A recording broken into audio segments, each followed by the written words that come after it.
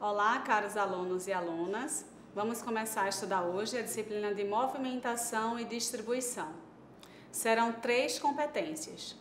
A primeira delas é conhecer e avaliar os procedimentos de movimentação e distribuição de mercadorias. A segunda, controlar o movimento de mercadorias, assegurando um sistema de distribuição eficiente e dentro dos prazos. E a terceira, conhecer os impactos da movimentação de materiais nos custos de produção. É importante que vocês, além de estudarem o caderno de estudos, o caderno das competências, também participem dos fóruns, vão atrás de outras informações com o uso de pesquisas na internet e também resolvam todas as aulas, atividades que fizerem nos polos presenciais e postem dentro dos prazos as atividades semanais. Vamos iniciar então o estudo da competência 1, que é conhecer e avaliar os procedimentos de movimentação e distribuição de mercadorias. Ora, por que existe a atividade de movimentação e distribuição? Nós sabemos que o produto e o consumidor não estão sempre necessariamente próximos um do outro. O que vai acontecer e o que pode ser feito para aproximá-los? Ora, se nós temos um consumidor em determinado ponto e um produto que é fornecido, produzido e distribuído em outra localização, nós precisamos aproximá-los e a ferramenta da logística que faz essa aproximação é a movimentação e distribuição dos materiais. Para que essa movimentação ocorra, equipamentos, o arranjo físico do armazém, da distribuição, precisam ser definidos, assim como quais são os tipos de veículos, os tipos de carga que serão transportadas, também vão ser definidos. Você vê aqui nesse exemplo do slide um consumidor que está distante do produto que ele deseja consumir. Para aproximá-lo, será necessário, então, realizar a atividade de movimentação e distribuição. As atividades da logística, para que a movimentação e distribuição sejam realizadas, precisam ser agrupadas. Não faz sentido ter várias letras separadas, como a gente vê nesse slide. Se olharmos para elas, no primeiro momento, nós não podemos identificar nenhum sentido nelas. Para isso, é necessário agrupá-las. É isso que acontece com as atividades de logística. Elas precisam ser agrupadas para que façam sentido e que sejam utilizadas para garantir que as empresas alcancem os seus resultados. A atividade de movimentação e distribuição é uma atividade que é agrupada para garantir que os produtos sejam levados até o ponto de consumo, até o local onde esteja o consumidor. Quando se desenvolvem atividades de movimentação e distribuição, percebe-se uma maior coordenação e controle dos processos. Isso, dentro das empresas, gera uma redução de custos. É por isso que essa atividade é tão importante para as organizações, porque ela garante que todos os insumos, todas as informações e todos os produtos que precisam ser movimentados e transportados até o consumidor sejam coordenados, essa operação seja coordenada e controlada, garantindo, ou pelo menos gerando uma maior possibilidade de redução de custos dentro da organização. Até mesmo porque a atividade de transportes é uma das mais custosas dentro das atividades logísticas. Nessa frase de Adam Smith, que disse que a propensão ao comércio, ao escambo e à troca é comum a todos os homens, nós só vemos um reforço da importância da movimentação e distribuição, não só nos dias atuais, mas também desde os nossos antepassados ao longo da história do comércio e da movimentação de produtos no mundo. Nessa imagem, vocês podem ver duas realidades diferentes. uma realidade na qual é priorizada a atividade de agricultura, por exemplo, e uma outra realidade onde o comércio, a industrialização e a urbanização é mais forte, é privilegiada. Quando nós vemos o slide seguinte, o que nós percebemos? Que ambas as situações, ambos os países, mesmo que eles estejam em contexto bem diferentes, trabalham para produzir, exportar e também importar os seus produtos. Um país com características com produtos mais voltados para a agricultura, importa e exporta produtos para e dos países que são mais urbanizados e que têm outros produtos que são privilegiados, como os produtos industrializados. Para garantir que esses produtos cheguem de um país para o outro, é necessária a atividade de movimentação e distribuição. E isso tem se tornado muito gritante, principalmente por conta de um fato que é conhecido de todos nós. 1/3 da nossa produção de comida se perde em algum ponto. Essa informação foi a informação divulgada no evento do Rio+20 em 2002 pelo secretário das Nações Unidas naquele momento. É muito crítica essa situação porque a perda de alimentos acontece por problemas no transporte, na movimentação, na armazenagem, nas embalagens que são utilizadas para transportar esses alimentos. Esse é apenas um dos problemas enfrentados e que podem ser solucionados com uma boa utilização da atividade de movimentação e distribuição. Temos aqui uma frase ainda divulgada quanto a esse assunto no Fórum Econômico Mundial de Davos.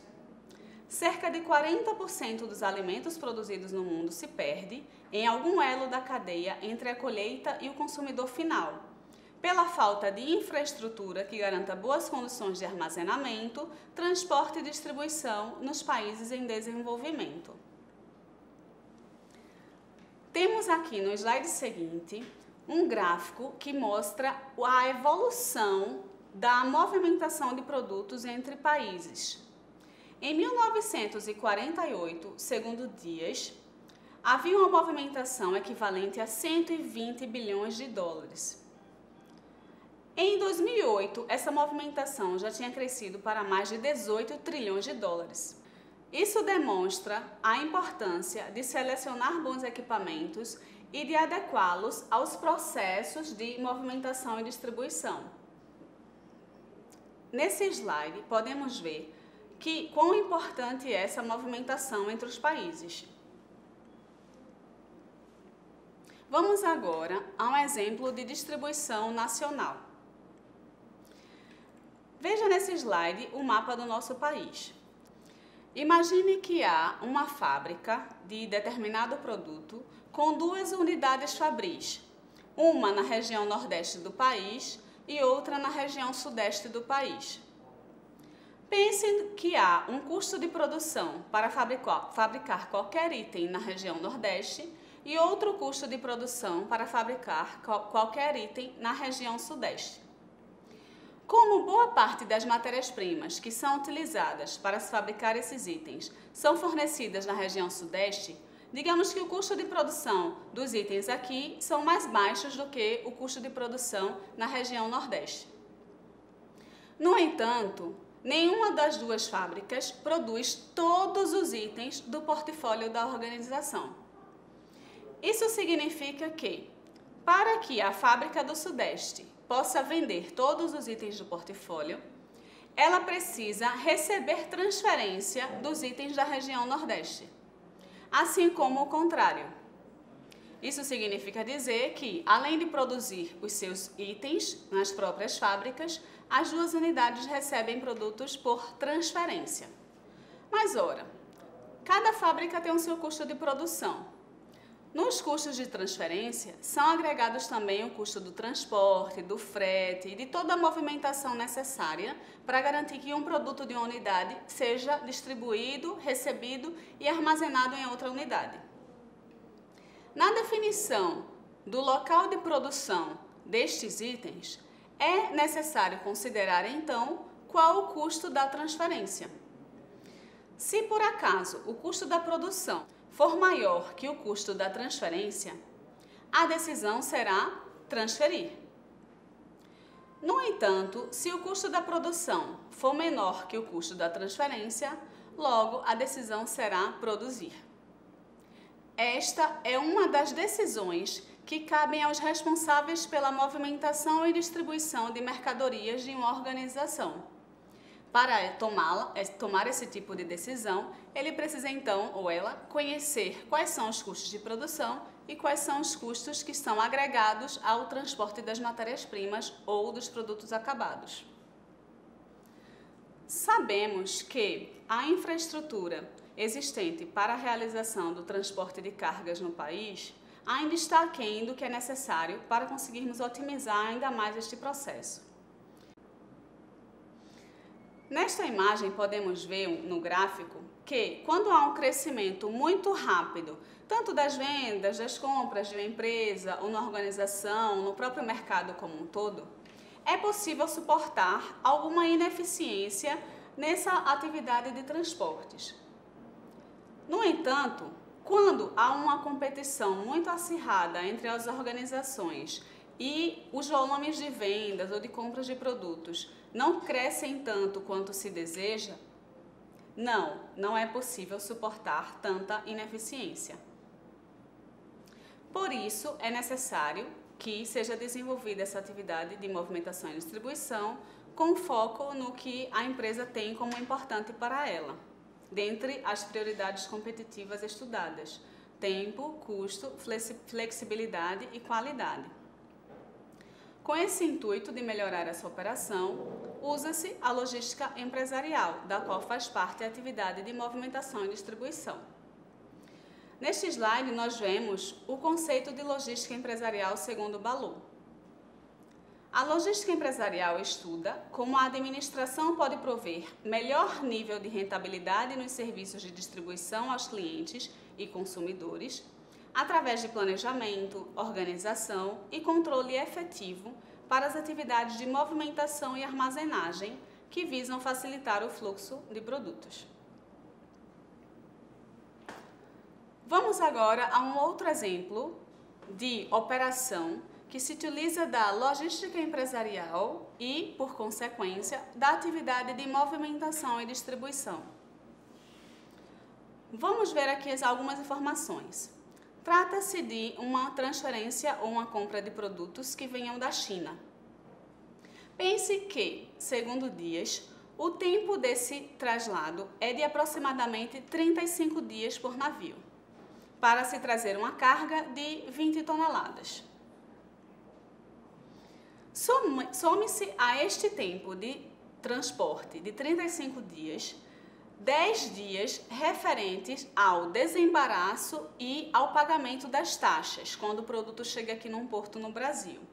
Consideramos aqui como exemplo uma saída do porto de Xangai e uma chegada no porto de Santos. Vejam aqui na imagem os fretes que são pagos nesses trechos. Como primeiro frete, temos o percurso Xangai-Santos, que é um percurso de aproximadamente 17 mil quilômetros. O preço desse frete, em condições atuais, se aproxima de R$ 5.400. Lembre-se que estamos falando de um exemplo de uma carga de 20 toneladas. Com o segundo frete, temos o trecho Santos, o próprio Porto de Santos, onde o produto chegou, até São Paulo, que é um trecho de 77 quilômetros. Percebam que o trecho aqui de cima, de Xangai a Santos, é um trecho de 17 mil quilômetros e custa R$ 5.400 aproximadamente. Enquanto que um trecho muito, mas muito menor, tem um custo alto de R$ 1.500. Some-se ainda aquele primeiro tempo de 35 dias do transporte inteiro, dos 10 dias para executar o desembaraço e o pagamento das taxas, ainda um período de 2 dias, que é o tempo entre o envio do container cheio de Santos para São Paulo, e depois para que esse container retorne vazio, até o Porto de Santos novamente. Vejam a criticidade da infraestrutura que nós temos. Um trecho de 17 mil quilômetros custa R$ 5.400 e um trecho interno relativamente curto tem um custo muito alto de R$ 1.500. Só vendo esse exemplo, a gente pode pensar em inúmeras oportunidades de melhoria dentro dos processos de movimentação e distribuição, mesmo que nós tenhamos essa criticidade toda na infraestrutura que nós conseguimos detectar. Vamos agora ver um pouco mais das outras atividades logísticas e onde se encaixa a atividade de movimentação e distribuição. As atividades logísticas primárias e de apoio, que vocês já devem ter estudado e visto no caderno, estão aqui. A atividade de transportes, a atividade de manutenção de estoques e a atividade de processamento de pedidos são as atividades primárias. Já as demais atividades, como manuseio de materiais, embalagem, obtenção, armazenagem, manutenção de informações e programação de produção, são consideradas as atividades de apoio. No caderno de estudos, logo na primeira competência, que é a que estamos estudando agora, vocês vão ver alguns procedimentos de movimentação e distribuição de produtos, inclusive com exemplos, como vocês devem ter lido o exemplo do supermercado Nossa Feira, e também verão tópicos sobre a seleção de equipamentos e o arranjo físico e embalagem. É isso, caros alunos. Espero que vocês continuem estudando bastante. Como eu falei no início do vídeo, participem dos fóruns, façam a aula atividade e também a atividade semanal. Até mais!